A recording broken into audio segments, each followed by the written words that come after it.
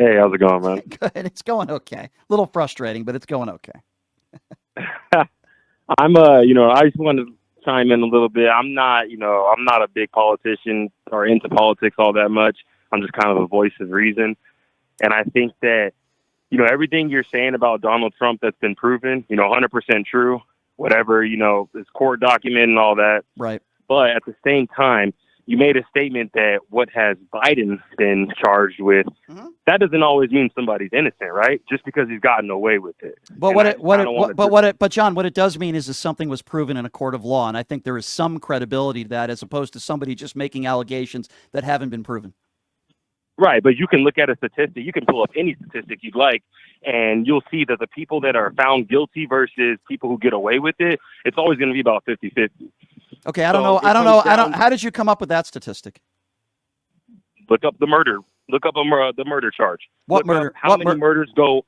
Look up how many murders go unsolved. So Donald Trump hasn't been accused or convicted or charged with murder, and neither does Joe Biden. No, it's a general. It's just a general. Okay, so we're talking about Donald Trump versus Joe Biden, and maybe you could tell me Right. some credible things that people have said about Joe Biden that may or may not have been proven.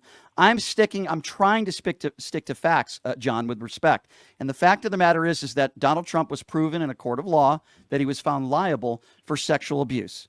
So it's an issue yeah. Sexual abuse, that's completely different, right?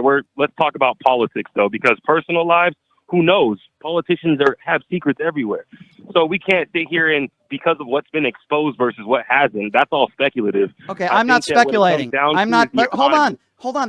I'm not speculating, and while I agree with you that the economy is very important, and I'm happy to have that conversation with you, I'm not speculating when I say Donald Trump is a liable sexual abuser. I'm not speculating when a jury of his peers found that he was liable for sexual abuse. I'm not speculating when I say 25 women have made claims, allegedly, not proven in a courtroom, but 25 women have claimed that he is that he raped them or were victims of sexual abuse. So let's get to the economy. Do you think being in that position doesn't put a target on your back, though? A lot of these. Okay, so let's. Everybody out here is just sure. So let's not talk. Ill-willed. Sure, fair point. So let's talk about that for a moment. Are you claiming because when Donald Trump got into politics, he was a target? Is that? I'm assuming that's the point you're making. Is that fair? I'm saying, regardless, his stature, his okay. status, So Mark Cuban. Okay. So Mark Cuban is a billionaire, a self-made billionaire. Can you name me one woman that accused Mark Cuban of sexual abuse?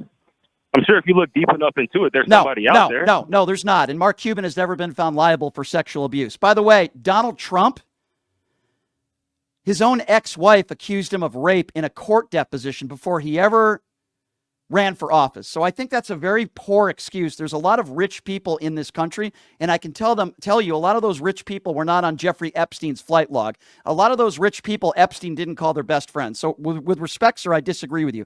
But you mentioned the economy, and I'm happy, John, to have that conversation with you. What has Donald Trump done positively for the economy in the last 7 weeks? And that's okay. Like, let's be real, man. It's been 7 weeks. Okay, so let's even buy a property without. Gotcha. You know what I mean? Nope. Like, okay, fair enough. How do you expect the economy to change? Okay, so let's talk about Donald Trump the first 4 years in his first administration. When Donald Trump left office, the unemployment rate was higher than when he took office. There were people that were locked up in their rooms. 3,000 to 5,000 people lost their jobs, and we had one of the lowest unemployment rates in the history of this nation. Oh, yeah, he also got us $8.2 trillion in debt, more than any other living president in our lifetime. That's a 4-year window. What would you say to that 4-year window when we talk about the economy, sir? I say that the economy was 100% stronger at the end of his term than in the beginning. At the end of his term, the entire country was shut down. At the end of his term, unemployment rate was the worst it's been in the history of this country in my lifetime. At the end of his term, we were all locked up in our rooms and the country was shut down and we were losing 3,000 to 5,000 people a day. How could you make the case that the economy was thriving at the end of his term when the entire country was shut down? The entire world was shut down. So well, how is that at all fault of Donald Trump? You just said the economy was thriving when he left office. You're the one making the argument, not me. You're the guy who just said that. You have to defend it. Keep COVID out of the economy. That has nothing to do with the economy. So hold on. Let me just get this right from this gentleman. John, I'm trying to be respectful to you, but it's going to be very hard when you make a statement like that. John, a MAGA supporter, which is fine, just said COVID has nothing to do with the economy. John, did I just get you right? Did you just say COVID has no direct correlation to the economy? Is that what you just said? That's exactly what I said. Okay, so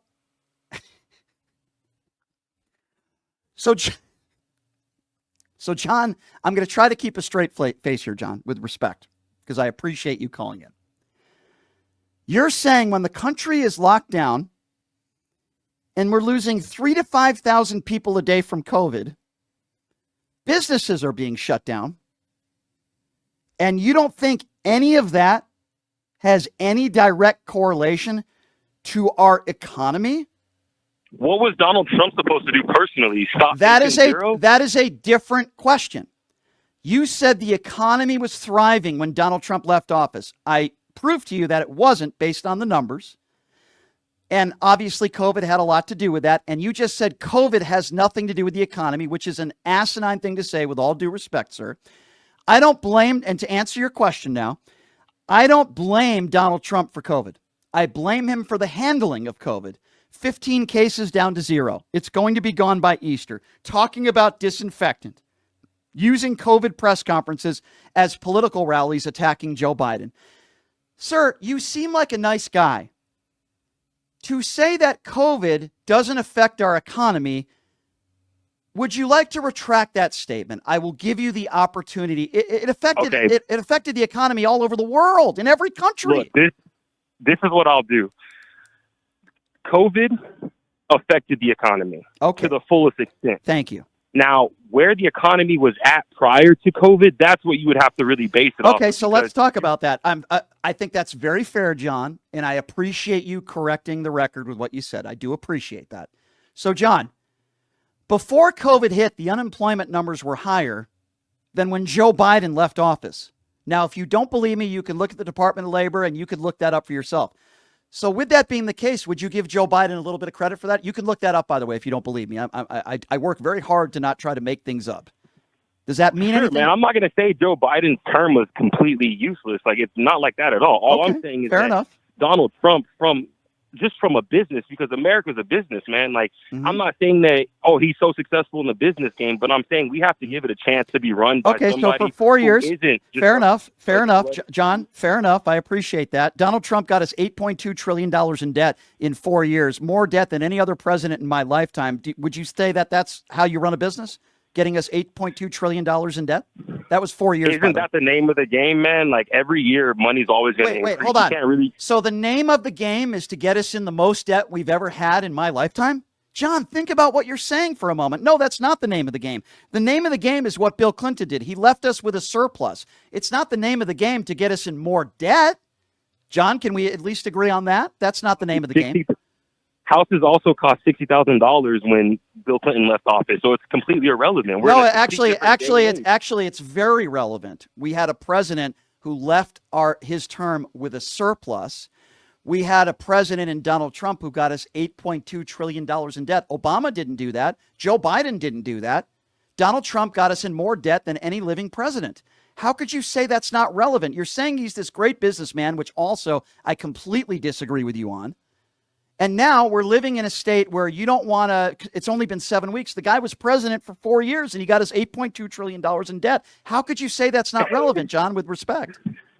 7 weeks is nothing compared to a 4 year I'm not talking about 7 weeks. I'm talking about 4 years. You made that argument, and I could disagree with you and say the 25% tariffs are ruining the economy. Unemployment is up since he took office. Inflation is up since he took office. People are getting laid off left and right. So I can make the argument that I disagree with you, but I'm putting that aside, John. I'm trying to tell you that the guy was president for 4 years, and he got us more in debt than any other president, and you're saying that's irrelevant. So which is it?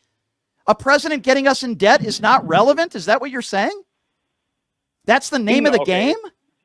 Riddle me this. Did we start off at zero debt when he got in, or did we just increase the debt that we were already in? I will do it, but I won't riddle it for you because I'm not good at riddles, John. So Barack Obama left us with a thriving economy. Take a look at the numbers.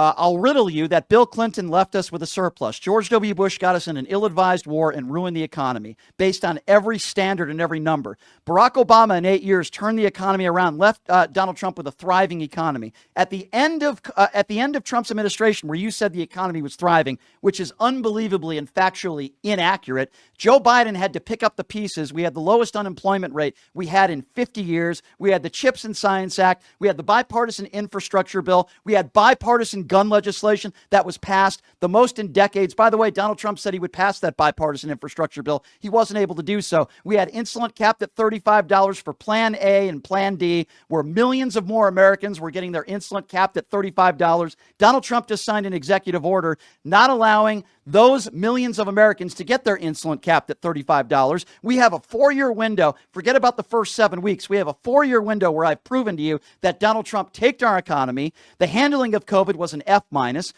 What did he do that you would brag about? And what has he done in the first 7 weeks that you think is good? Do you think it's good that so many undocumented immigrants that are not violent, that pay their taxes, are getting deported? Do you think it's good that all these government workers are losing their jobs, so many of them that happen to be veterans? Do you think it's good that the biggest tax breaks for the top 1% are going to thrive the economy? Do you think that's good for the economy, John?